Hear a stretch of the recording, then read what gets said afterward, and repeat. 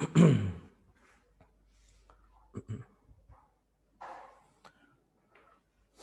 बेटा, ये जो क्वेश्चन है, इस क्वेश्चन के अंदर मशीन की कॉस्ट है 160 बताई, सैल्वेज वैल्यू आप जानते हैं कि स्क्रैप वैल्यू है जो कि 10,000 बताई गई है, लाइफ 5 इयर्स है, अकाउंटिंग है दिसंबर 31 पे एंड हो रहा है। बड़ी सिंपल इन्फॉर्मेशन है यहाँ तक।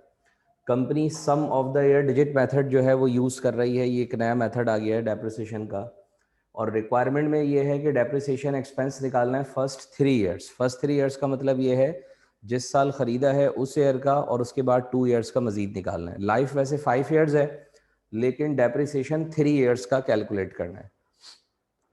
अच्छा, और कंडीशंस हमने दो बना दी हैं। फर्स्ट कंडीशन ये कहती है कि जो मशीन है उसको हमने 1 जनवरी 2010 को परचेज किया है, और जो सेकंड कंडीशन है वो कहती है कि मशीन परचेज की है 1 अप्रैल 2010 को। ठीक है, अब इन दोनों कंडीशंस को एक एक करके हमने सॉल्व करना है और डेप्रिसिएशन निकालनी है sum of the year digit method से। क्वेश्चन यहाँ तक समझ में आ गया है? अगर किसी को कंफ्यूजन है क्वेश्चन के अंदर तो अभी पूछ लें, फिर हम सोल्यूशन पर जाते हैं इसके।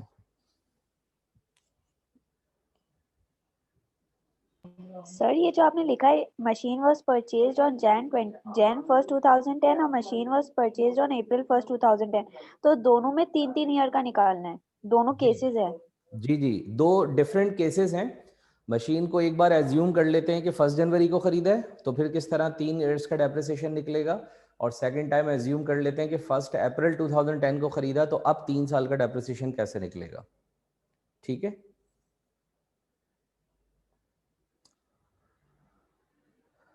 जी। अच्छा बेटा, अब इसका सॉल्यूशन स्टार्ट करते हैं। सबसे पहले तो आपने हेडिंग इस पे नोट कर लेनी है कि जो डेप्रिसिएशन है वो कौन से मेथड से निकल रहा है, sum of the digit method से। Depreciation expense by sum of the year digit method.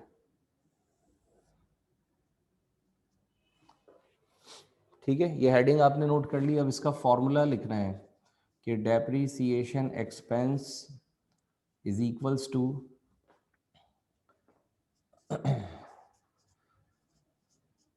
Depreciable cost. फॉर्मूले में है depreciable cost multiplied by n divided by m। ये इसका फॉर्मूला है डेप्रिसिएशन निकालने का। सही है। अब इस फॉर्मूले को बेटा सॉल्व करने के लिए आपको सबसे पहले डेप्रिशिएबल कॉस्ट चाहिए। डेप्रिशिएबल कॉस्ट एक बार हम कैलकुलेट कर लेते हैं। Depreciable cost is equals to, इसका आपको पता कॉस्ट होगा माइनस फॉर्मूला। Salvage value. जी, cost cost minus salvage. Cost minus salvage value इसका फॉर्मूला है।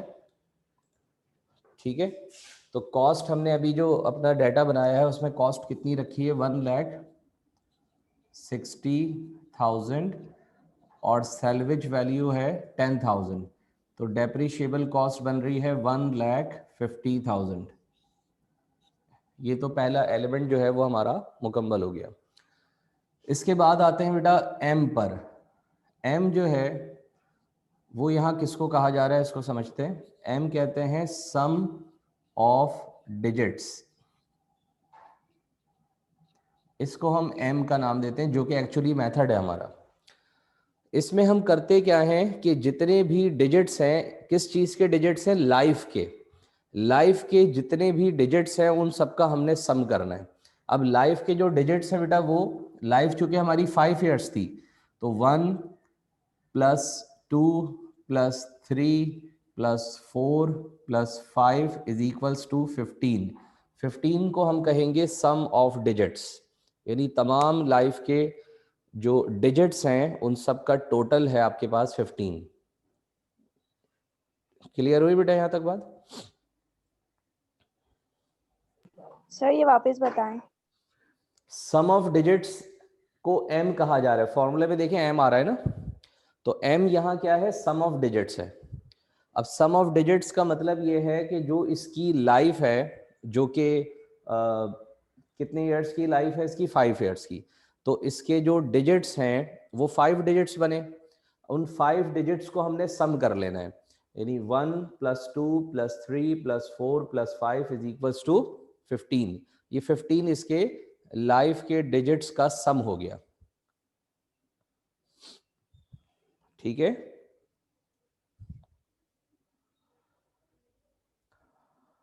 समझ में आया बेटा?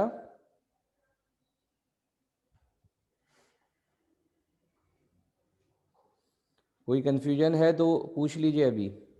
आगे आप आगे पढ़ाइए। ठीक है, अच्छा, सम ऑफ डिजिट्स जो अभी हम ये कर रहे हैं ना, इसमें एक प्रॉब्लम है कि अगर इसकी लाइफ 100 ईयर्स हो,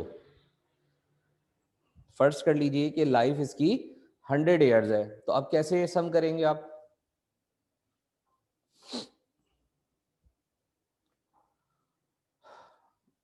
बताइए कि अगर 100 तक लाइफ हो तो कैसे टोटल होगा? सर सबको प्लस कर देंगे। अच्छा, तो 1 से लेकर 100 तक सबको प्लस करने के लिए बेटा बहुत टाइम चाहिए। ठीक है, तो अब अगर इसकी लाइफ 100 ईयर्स है तो हमें इसका कोई शॉर्टकट दूसरा तरीका पता होना चाहिए जिससे इसका सम हो जाए आसानी से। ठीक है, चाहे लाइफ कम हो या ज़्यादा हो, इसको हम एक फॉर्मूले से भी सॉल्व कर सकते हैं, और वो फॉर्मूला देखिए, और करके मैं लिख रहा हूं यहां पर, n ब्रैकेट n + 1 / 2। ये एक फॉर्मूला यूज करना है। अगर ये फॉर्मूला यूज कर लिया तो लाइफ चाहे 5 ईयर्स हो या 100 ईयर्स हो, 2 स्टेप्स में आंसर आ जाएगा आपका। अब इसको अगर हम सॉल्व करें बेटा, तो n की जगह रखने हैं लाइफ के नंबर्स। कितनी लाइफ है? 5 है, तो आपने 5 लिखना है। फिर ब्रैकेट ओपन, n + 1 यानी 5 + 1 / 2। तो अब आप इसको पूरा सॉल्व कर लीजिए। 5 + 1 6 हो जाएगा, 6 को 2 पे डिवाइड कर लें तो 3 आ जाएगा। 3 को 5 से मल्टीप्लाई कराएं तो बेटा 15 आ रहा है, जो कि हमारा सम आ रहा था। तो आप ये देख सकते हैं कि हमने प्लस करके भी देखा और इस फॉर्मूले से भी किया, दोनों से आंसर सेम है। लेकिन 100 अगर लाइफ होती है या 20 ईयर्स होती है, 50 ईयर्स होती है, तो फिर ऐड करने वाला प्रोसेस बहुत लंबा होगा, गलती के चांसेस भी हो सकते हैं, कोई एक आध डिजिट भी मिस हो गया तो फिर टोटली गलत होगा आपका। लेकिन फॉर्मूला आपको 2 स्टेप में निकाल कर दे देगा आंसर। ठीक है,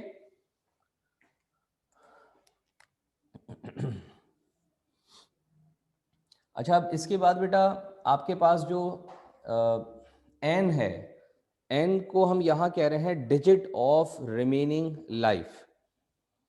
n को आप नोट कर लीजिएगा अपने पास। n को यहाँ चूंकि कैलकुलेशन में डायरेक्ट उसका यूज होगा, मैं सिर्फ n का मतलब समझाना चाह रहा हूँ। n का मतलब है डिजिट ऑफ रिमेनिंग लाइफ, जितनी लाइफ उसकी रिमेन है उसका डिजिट लिखना है आपने। ठीक है, सर तो इसमें वो वाले ईयर्स नहीं आएंगे जो मतलब गुजर चुके हैं? नहीं बेटा, गुजरे हुए ईयर्स अभी नहीं लिखेंगे आप। ये इस तरह मैंने जैसे कहा कि n का मतलब है डिजिट ऑफ रिमेनिंग लाइफ। ये जो पूरा फॉर्मूला है ना, डेप्रिशिएबल कॉस्ट इनटू n/m, इस फॉर्मूले में 2 चीजें कांस्टेंट हैं। क्या क्या चीजें कांस्टेंट हैं जो कि चेंज नहीं होंगी, हर ईयर में सेम ही रहेंगी? वो है डेप्रिशिएबल कॉस्ट और m। ये दोनों एक बार कैलकुलेट कर लें तो फिर ये हर ईयर के अंदर दोनों चीजें कांस्टेंट रहेंगी। लेकिन जो चीज हर साल चेंज होगी वो है n। n जो है वो डिजिट है, कौन सा डिजिट है? रिमेनिंग लाइफ का। अब रिमेनिंग लाइफ तो हर साल एक एक करके कम होती रहेगी, तो इस वजह से उसका जो डिजिट है वो चेंज होता चला जाएगा। तो n जो है वो हर साल चेंज हो रहा है, ये फैक्टर ध्यान में रखिएगा। बाकी 2 चीजें चेंज नहीं होनी है इसके अंदर।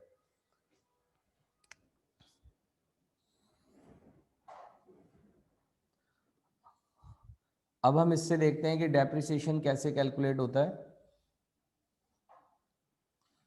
इसके कॉलम्स तो आपको पता होंगे, वही 4 हमारे पास कॉलम्स होते हैं। एक डेट का, एक आपके पास कंपटीशन ऑफ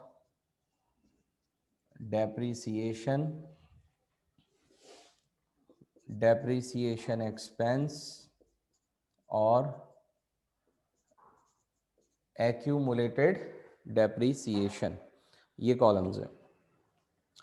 सबसे पहले बेटा फर्स्ट ईयर है 2010। अच्छा, ये फर्स्ट ईयर 2010 कहाँ से आया? परचेज ही 2010 को की थी। अभी हम इसकी पहली एजम्पशन सॉल्व कर रहे हैं और पहली एजम्पशन के मुताबिक इसको हमने 2010 1 जनवरी को खरीदा था। इस एजम्पशन को सॉल्व कर रहे हैं। स्टार्ट लेते हैं बेटा, फॉर्मूला लगाएंगे। फॉर्मूले में सबसे पहले लिखा है डेप्रिशिएबल कॉस्ट, और डेप्रिशिएबल कॉस्ट है अब आपके पास 1,50,000। अब डिवाइड कराना है, ऊपर n रखना है, नीचे m रखना है। m बेटा फिक्स है, कितना आ रहा है? 15। आपने नीचे 15 रख दिया और ऊपर रखना है डिजिट ऑफ रिमेनिंग लाइफ। अभी हम फर्स्ट टाइम सॉल्व करने जा रहे हैं तो इसकी पूरे 5 साल की लाइफ है, तो आपने यहां ऊपर डिजिट रखना है 5। ठीक है, ऊपर 5 का डिजिट आ गया क्योंकि अभी पूरे 5 साल की लाइफ है। तो 5 आया, नीचे 15, ये कांस्टेंट है। अच्छा, अब आप ये बताइए कि इस मशीन को चलाते हुए कितना अरसा हो चुका है। नीचे तो आपको पता है हम 12 रखते हैं क्योंकि एक साल को रिप्रेजेंट कर रहा होता है 12। ऊपर उतने मंथ्स रखते हैं जितने मंथ्स का डेप्रिसिएशन निकाला जा रहा होता है। आप ये देखकर बताइए मुझे इस सवाल में कि इस वक्त हम जो डेप्रिसिएशन निकाल लें 2010 का, इसको कितने मंथ्स हो चुके हैं, कितने मंथ्स का निकालें डेप्रिसिएशन?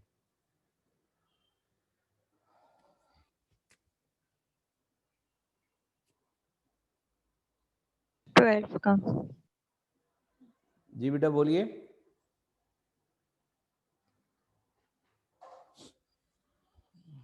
कितने मंथ्स का डेप्रिसिएशन कैलकुलेट कर रहे हैं? सर पूरे 12। पूरे 12। अच्छा, पूरे 12 की वजह यह है कि हमने 1 जनवरी को ही परचेज कर लिया था और दिसंबर 31 पे जाके अकाउंटिंग ईयर एंड हो रहा है, डेप्रिसिएशन निकालने, तो फिर पूरे 12 मंथ्स ही हो गए। तो इसका मतलब ये 12/12 ही आएगा यहाँ पर, 12 में से 12 महीने। ठीक है, तो अब अगर आप इसको पूरा सॉल्व करें तो ये वैल्यू बनेगी बेटा 50,000 वैल्यू बन रही है। इसका मतलब पहले साल का जो डेप्रिसिएशन है वो 50,000 का है और एक्यूमुलेटेड डेप्रिसिएशन भी 50,000 का है। ये इसका फर्स्ट ईयर हो गया बेटा। सेकेंड ईयर जब आएगा 2011 और उसकी दिसंबर 31 आएगी, तो अब आपको कॉस्ट, डेप्रिशिएबल कॉस्ट सबसे पहले रखनी है, वो अगेन 1,50,000। ठीक है, अच्छा फिर नीचे 15 आएगा, ये भी कांस्टेंट है, लेकिन जो ऊपर है वो ऊपर अब कौन सा डिजिट आना चाहिए ये जरा बताइए बेटा। 4। गुड। 4 आएगा। ऊपर 4 आएगा क्योंकि अब एक साल मुकम्मल हो गया तो एक डिजिट कम हो गया, अब ऊपर 4 आएगा। ठीक है, तो उसके बाद ये पूरा एक साल हो गया इसको यूज करते हुए, तो 12/12। अब अगर आप इसको पूरा सॉल्व करें तो बेटा ये आंसर आ रहा है 40,000। तो 50 और 40 मिला लें तो एक्यूमुलेटेड डेप्रिसिएशन हो गया 90। और अब उसके बाद थर्ड ईयर है 2012 और दिसंबर 31।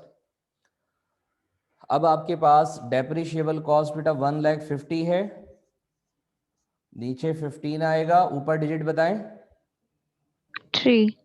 3 आ गया, तो 4 था, एक और कम कर लें, अब ये थर्ड डिजिट आ गया और 12/12। तो ये डेप्रिसिएशन आ गया बेटा 30,000 और एक्यूमुलेटेड हो गया 1,20,000। ये 3 साल का डेप्रिसिएशन निकाल लिया हमने। इससे आगे भी हो सकता है ये सॉल्व, फिर 2 आ जाएगा डिजिट, फिर 1 आ जाएगा, लेकिन इससे आगे हमें निकालना नहीं है, हमें निकालना ही 3 इयर्स का डेप्रिसिएशन था।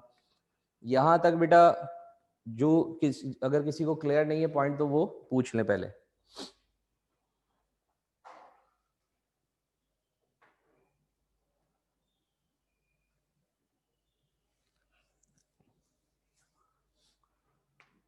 जी बेटा समझ में आया सबको? सर ये रिक्वायर्ड ए निकालिए ना। जी जी, ये ए सॉल्व हुआ है अभी सिर्फ।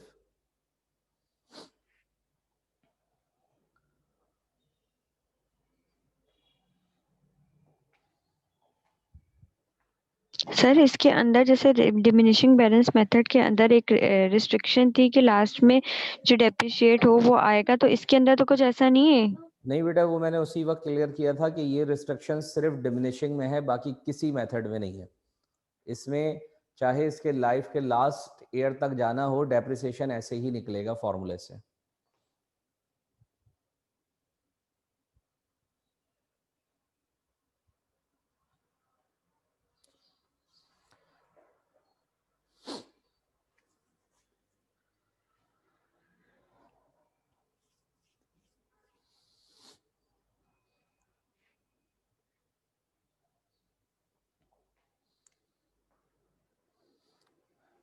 जी बेटा, बाकी स्टूडेंट भी बता दीजिए जल्दी जल्दी कि अगर ये समझ में आ गया है तो फिर हम आगे चलते हैं, बी पर सॉल्व करते हैं। जी सर आ गया है, जी आ गया है। ठीक है। अच्छा, अब हम इसका बी पार्ट देखते हैं। बी में क्या था कि जो डेप्रिसिएशन है वो तो 3 ईयर्स की ही निकालनी है, लेकिन चेंज क्या है कि डेट ऑफ परचेज जो है वो 1 अप्रैल है। 2010 में खरीदा, लेकिन डेट ऑफ परचेज जो है वो 1 अप्रैल कर दी है, बस ये चेंज किया है, और बाकी जो है वो और कोई चेंज नहीं है। तो अब इसका डेप्रिसिएशन जब हम निकालने जाएंगे तो बेटा गौर से देखिएगा, अभी सब बिल्कुल इस पर तवज्जो दीजिएगा कि यहाँ पर अब किस तरह कैलकुलेशन होनी है हमारी। मैं बी रिक्वायरमेंट इसकी सॉल्व कर रहा हूँ जिसमें 1 अप्रैल 2010 को हमने परचेज किया है। इसमें बेटा जब आप 1 अप्रैल को परचेज कर रहे हैं तो सेकंड सॉल्व करते वक्त हेडिंग तो वही आपने नोट करनी है पहले, depreciation expense by sum of the digit method, फिर फॉर्मूला भी लिखना है, डेप्रिशिएबल कॉस्ट भी ऐसे ही निकलेगी, सम ऑफ द डिजिट भी बिल्कुल ऐसे ही होगा, कॉम्पिटिशन्स भी होंगे। लेकिन जब फर्स्ट ईयर का आप डेप्रिसिएशन निकालने के लिए जाएंगे तो आपके ख्याल में क्या चेंज आना चाहिए इसके अंदर? सर ईयर चेंज, वो मंथ्स चेंज होंगे। यहाँ पे जो 12/12 है ना वो चेंज होगा, क्योंकि अप्रैल में स्टार्ट किया हमने यूज करना। जी,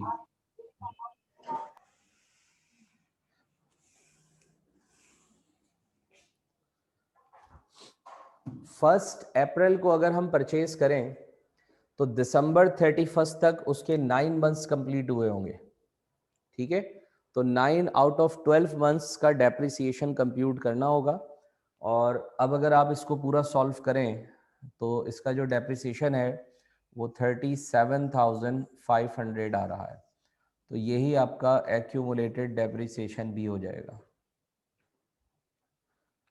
क्लियर है बेटा?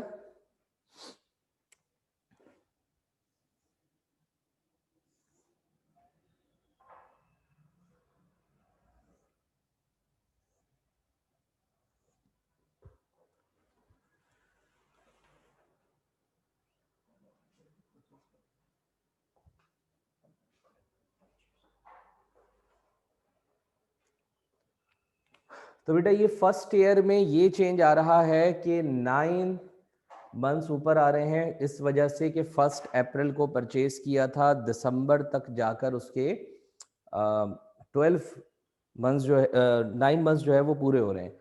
अब हम आते हैं 2011 पर। 2011 दिसंबर 31 इस डेट को डेप्रिसिएशन निकालने जा रहे हैं। 1 साल गुजर चुका है। 1,50,000 डेप्रिशिएबल कॉस्ट हो गई। ठीक है, अच्छा फिर नीचे सम ऑफ डिजिट्स 15 आएगा, ऊपर जो डिजिट आएगा बेटा वो क्या आएगा? 4 4 आ जाएगा। सही है। अच्छा, 4 आने की वजह बताइए। सर साल कम हुआ, रिमेनिंग लाइफ कम हुई है। सही। अच्छा, आपके नजदीक साल कितने मंथ्स का होता है बेटा? कितने मंथ्स का साल मुकम्मल होता है? 12। सर 12 मंथ जो काउंटिंग ईयर उसका होगा, उसके लास्ट वाला। देखिए बेटा, आपने अभी आपकी बात पे का जवाब था कि 5 का जो डिजिट है ना इस डिजिट के 12 मंथ्स हैं, ये जहन में रखिएगा। अभी इस डिजिट ने अपने अकाउंटिंग ईयर के एंड तक 9 मंथ्स को मुकम्मल किया है। जब तक ये 5 का डिजिट अपने 12 मंथ्स मुकम्मल ना कर ले, ये खत्म ही नहीं हो सकता। समझ में आ रही बात? और जब तक ये खत्म नहीं होगा 4 स्टार्ट नहीं हो सकता। एग्रीड? Yes sir. तो बेटा अब आपने क्या करना है, फिलहाल आपने 5 का ही डिजिट कंटिन्यू करना है, क्योंकि 5 अभी खत्म नहीं हुआ है। सही? अच्छा, 5 के कितने मंथ्स रह गए थे? 3 मंथ्स रह गए थे। तो आपने बेटा ऊपर 3 ही लिखना है सिर्फ। 5 का जो डिजिट है ना, उसने अपने 9 मंथ्स तो पिछले साल मुकम्मल कर लिए थे, तो 5 के डिजिट के जो रिमेनिंग 3 मंथ्स थे वो इस साल आकर मुकम्मल हुए, तो अब जाकर 5 पूरा कंप्लीट हो गया। तो ये जो 3 मंथ्स का डेप्रिसिएशन बन रहा है वो 12,500 बन रहा है। लेकिन बेटा हम जो सर लेकिन डेप्रिसिएशन इसमें निकाल, लिखा तो 2011 है, दिसंबर 31 तक का डेट में। जी जी दिसंबर 31 तक है, मैं इसी पर आ रहा हूँ कि हमारे जो है वो अभी सिर्फ और सिर्फ 3 महीनों का डेप्रिसिएशन निकला है, जबकि हम जो डेप्रिसिएशन निकाल रहे हैं वो तो पूरे 1 साल का निकाल रहे हैं। तो अगर 1 साल का डेप्रिसिएशन निकाल रहे हैं तो आप देखिए कि मुझे क्या करना होगा, 1,50,000 डेप्रिशिएबल कॉस्ट दोबारा लिखनी होगी। नीचे 15 का डिजिट ये फिक्स है। अब 5 खत्म हो चुका है, अब क्या शुरू होगा? 4, और 4 का डिजिट अपने 9 मंथ्स मुकम्मल करेगा। 4 का डिजिट अपने 9 मंथ्स मुकम्मल कर रहा है और इसका डेप्रिसिएशन बन रहा है 30,000। तो अब गौर करें बेटा कि इस साल में 2 डिजिट्स की इन्वॉल्वमेंट हो गई। एक 5, क्योंकि 5 कंप्लीट नहीं हो सका था तो वो कंटिन्यू किया, लेकिन 3 महीने के बाद ही वो मुकम्मल हो गया, तो फिर 4 स्टार्ट हो गया। तो 4 ने फिर अपने 9 मंथ्स को मुकम्मल किया, तो इस तरह साल खत्म हो गया आपका। तो अब इस साल में 2 डिजिट से डेप्रिसिएशन कैलकुलेट हो रहा है, 5 के डिजिट से शुरू के 3 मंथ्स का और 4 के डिजिट से लास्ट के 9 मंथ्स का। तो ये डेप्रिसिएशन जो पूरे ईयर का अगर हम कंप्यूट करें तो वो बन रहा है 42,500। ये और ये मिलाकर बता रहा हूं, और फिर इसको इसमें ऐड कराएं तो एक्यूमुलेटेड डेप्रिसिएशन हो गया 80,000। यहां तक जिसको बेटा प्रॉब्लम है वो पूछ लें। सर जी सर ये मुझे 5 का समझ नहीं आ रहा। ये 5 हमें कैसे पता चलेगा कि हम चेंज करके इसको 5 ही रहने देंगे? मतलब पहले हमने इसको 4 किया था फिर 3, तो हमें कैसे पता चलेगा कि 5 रहेगा? देखो बेटा, आपने ये देखना होता है कि हर डिजिट के 12 मंथ्स हैं, जब तक उसके 12 मंथ्स मुकम्मल नहीं होंगे नेक्स्ट डिजिट स्टार्ट नहीं हो सकता। अगर आप इससे पहले वाला टेबल जो मैंने कराया था वो आपके पास तो कॉपी होगा, आप उसमें चेक करें। पहले ही ईयर में 5 के डिजिट ने अपने 12 मंथ्स पूरे मुकम्मल किए थे, तो 5 पूरा खत्म हो गया था और फिर 4 शुरू हुआ था। ठीक है, लेकिन अभी क्या हो रहा है कि 1 अप्रैल को परचेज करने की वजह से दिसंबर 31 तक 9 मंथ्स का डेप्रिसिएशन निकल रहा है। तो 5 का डिजिट जो है, चूंकि अभी सिर्फ 9 मंथ्स का डेप्रिसिएशन कैलकुलेट कर रहा है, तो 5 का डिजिट तो अभी खत्म नहीं हो सकता, इसके अभी 3 मंथ्स बाकी हैं, और अगर इसके 3 मंथ्स बाकी हैं तो ये नेक्स्ट ईयर भी कंटिन्यू करेगा। समझ में आई बेटा बात? सर अगर इसकी जगह जैसे 9 मंथ्स है और इसकी जगह अगर कोई और कम हो या ज्यादा हो 12 से अंडर, तो अगर 10 हो 11 हो तो इसी तरह एंट्री होगी, लाइक हमें पूरा ईयर कंप्लीट करना है। जी जी, अब आप इसको, चले मैं आपकी बात का जवाब देता हूँ। आपने कहा 1 अप्रैल की जगह हम कोई और डेट रख लेते हैं, लेट से हम रख लेते हैं 1 अगस्त। अगर हम 1 अगस्त को परचेज कर रहे होते तो अगस्त से दिसंबर तक कितने मंथ्स बनते बेटा? 5 मंथ्स। तो हम ऊपर पहले साल में तो सिर्फ 5 मंथ्स का डेप्रिसिएशन निकाल रहे होते, ऊपर 5 रख देता मैं। लेकिन जब हम नेक्स्ट पर आते तो फिर 5 का डिजिट तो कंटिन्यू होता, ठीक है, और 5 के डिजिट्स के टोटल 12 मंथ्स हैं। अगस्त से लेकर दिसंबर तक उसने सिर्फ 5 महीने मुकम्मल किए थे, 7 महीने उसके अभी बाकी हैं, तो फिर यहां पर आता 7। ठीक है बेटा, 7 आ जाता तो फिर 5 का डिजिट मुकम्मल हो जाता। उसके बाद फिर 4 शुरू होता। अब 4 क्या करता है? 4 जितना ईयर मुकम्मल होने में रिमेनिंग मंथ्स हैं उसको कैलकुलेट करता है। अब आप गौर करें बेटा, आपको पूरे 12 मंथ्स मुकम्मल करने हैं क्योंकि 1 साल हो चुका है चलाते हुए। अगर आपने 3 महीने का निकाला है तो अब नेक्स्ट डिजिट से आप बाकी के 9 मंथ्स का निकालें। अगर आपने यहां पर 7 मंथ्स का निकाला है तो 12 महीने मुकम्मल करने में 5 महीने रह जाते हैं, तो आप नेक्स्ट डिजिट से 5 महीने का निकालेंगे डेप्रिसिएशन। यानी आप ये देखें कि ये 3 और ये 9 मिला के 12 पूरे होने चाहिए। अब यहाँ पर कॉम्बिनेशन कुछ भी बने, 6 6 आ जाए, 8 4 आ जाए, 7 5 आ जाए, 2 10 आ जाए, लेकिन आपको 12 मंथ्स मुकम्मल करने होंगे क्योंकि पूरे 1 साल बाद डेप्रिसिएशन निकल रहा है और उसमें 2 डिजिट्स इन्वॉल्व हो जाएंगे। समझ में आई बात या नहीं? यस सर, आ गई। बेटा थोड़ी सी टेक्निकल बात है, अगर कोई स्टिल कंफ्यूजन है तो आप लोग क्लियर कीजिए। अच्छा, मैं एक और काम करता हूँ, आपको नेक्स्ट ईयर सर का मुझे 3 का फिर नहीं समझ आ रहा। जी अच्छा बेटा, एक और काम करते हैं, मैं 1 ईयर का और निकालता हूँ डेप्रिसिएशन, ठीक है? उसको जरा गौर से देखिएगा, मजीद कंटिन्यू करेंगे ना तो कुछ और भी क्लियर होगा। फिर अगर नहीं समझ में आया मैं दोबारा से बताऊंगा। 2012 की दिसंबर 31 आई, कितना टाइम गुजर गया बेटा?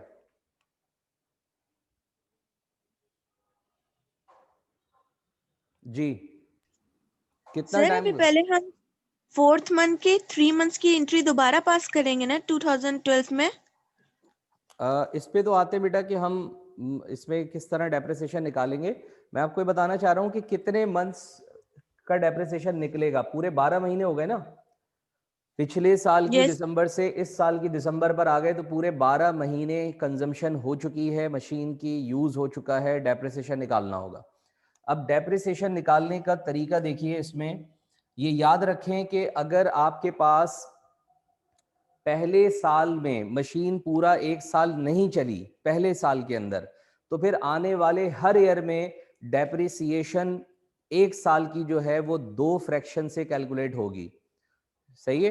अगर पहले साल और आपने, सर ये सिर्फ डिजिट मेथड में होगी ना, बाकी तो किसी में नहीं ना? हाँ एग्जैक्टली, ये इसका ही तरीका है। पहले साल में आप देखें कि 9 मंथ्स थे, पूरे 12 नहीं हो रहे थे, तो अब आने वाले हर ईयर का डेप्रिसिएशन 2 डिजिट्स की मदद से कैलकुलेट होगा। सही है? अच्छा, अब आते हैं 12 पर, तो मैं 2 डिजिट्स यहाँ पे लिख रहा हूँ। 150 डेप्रिशिएबल कॉस्ट एक मरतबा लिखी, 150 डेप्रिशिएबल कॉस्ट सेकेंड टाइम भी लिखी। यहाँ नीचे सम ऑफ डिजिट 15, इधर भी 15 आएगा, ठीक है? और मुझे 12 मंथ्स का डेप्रिसिएशन निकालना है। नीचे 12 आ गया और इधर भी नीचे 12 आ गया।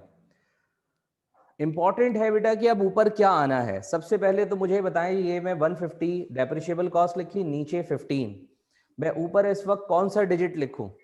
4 क्योंकि 4 अभी खत्म नहीं हुआ है, वो कंटिन्यू करेगा, तो नेक्स्ट आ गया 4। लेकिन 4 के कितने मंथ्स आ सकते हैं इसमें?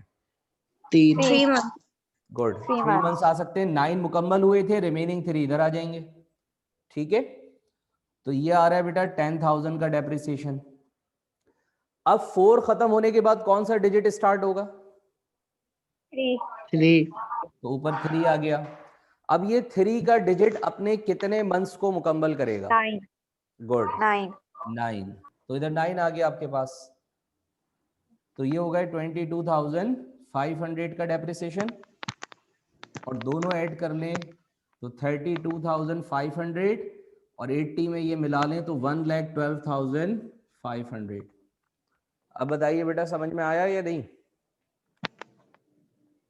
सर ये ऐसे आपने बताया तो समझ आ गया, लेकिन ये प्रैक्टिस से ही होगा। तो आप जैसे आपने जर्नल के सम्स दिए थे वैसे आप इसके भी सम्स भेज दें तो हम कर लें।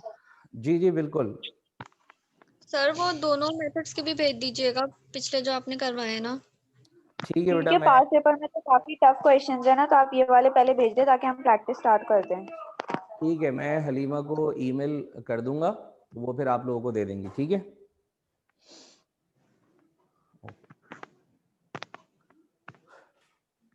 जी अच्छा बेटा, यहाँ तक बताएं, क्लियर हुआ कॉन्सेप्ट कुछ या नहीं? Yes sir. ठीक है, तो ये बेटा हमारी जो बेसिक्स थी ना इसकी, वो ऑलमोस्ट मुकम्मल हो गई है। अब आप एक काम कीजिए, इसके जो पास्ट पेपर्स है ना वो निकालिए, मुझे पास्ट पेपर्स को आप व्हाट्सएप कर दें, उसमें जो डेप्रिसिएशन के क्वेश्चंस हैं, तो उनमें से कोई क्वेश्चन सर अभी हम मुझे एक क्लास क्वेश्चन है। जी सर मेरा एक क्वेश्चन है, आपने ये एंट्री है कि 3 इयर्स की बनानी है, मगर 2012 के तो 3 मंथ्स अभी रिमेनिंग है, नहीं बेटा, उसकी हम 2012 के 12 मंथ्स मुकम्मल हो गए, डिजिट के तो सर रिमेनिंग 2010 के अभी भी फिर रह गए, नहीं क्योंकि नहीं अभी देखो, भी रह रहे ना 3 एक मंथ्स। एक मिनट गौर से सुनो, डिजिट के मंथ्स रह गए हैं, लेकिन अकाउंटिंग के 3 साल हो चुके हैं। 10 पहला ईयर, 11 दूसरा ईयर, 12 तीसरा ईयर। हमें तो अकाउंटिंग ईयर का डेप्रिसिएशन निकालना होता है ना। जी जी सर समझ आ गया। ठीक है, सही।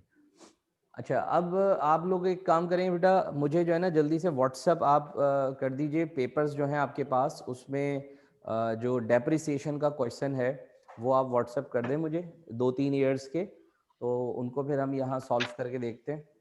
आपके पास भी होंगे, मैं भी यहाँ पर ओपन कर लूँगा। ठीक है।